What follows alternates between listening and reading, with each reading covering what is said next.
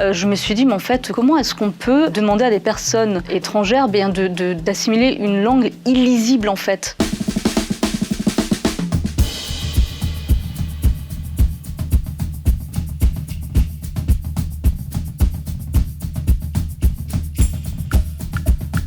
Eh bien, moi qui suis journaliste, certes, mais aussi une fille issue de l'immigration, j'avoue que j'ai tout de suite pensé à ma famille, à mes proches, qui ont encore pas vraiment maîtrisé cette langue française. Et j'ai pensé vraiment, même de manière plus générale, à toute personne étrangère qui arrive en France et qui arrive pour apprendre la langue. Je me suis dit, mais en fait, comment est-ce qu'on peut demander à des personnes étrangères d'assimiler une langue illisible, en fait. Et tout récemment, l'actualité nous le montre avec le ministre de l'Éducation nationale, Gabriel Attal, qui disait dans les colonnes du Parisien, il n'y a pas si longtemps, qui constatait en fait le faible niveau des élèves en 4e. Comment on fait déjà pour apprendre correctement, transmettre correctement le français correct, avec les bonnes règles à ces élèves, quand derrière vous avez certains militants qui viennent en disant « mais non, attendez, maintenant il y a une nouvelle manière d'écrire ».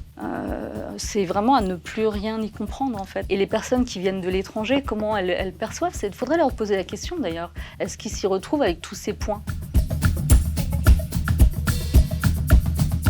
Moi, je ne fais pas de politique et je ne suis pas militante. Et sans langue française, il n'y a pas de nation française. Comment on fait pour se comprendre tous si on n'a pas une langue qui nous réunit tous, peu importe d'où l'on vient, peu importe nos origines, nos croyances, etc. Notre socle commun, c'est quand même cette langue française qui est riche, qui est très liée à notre histoire de France.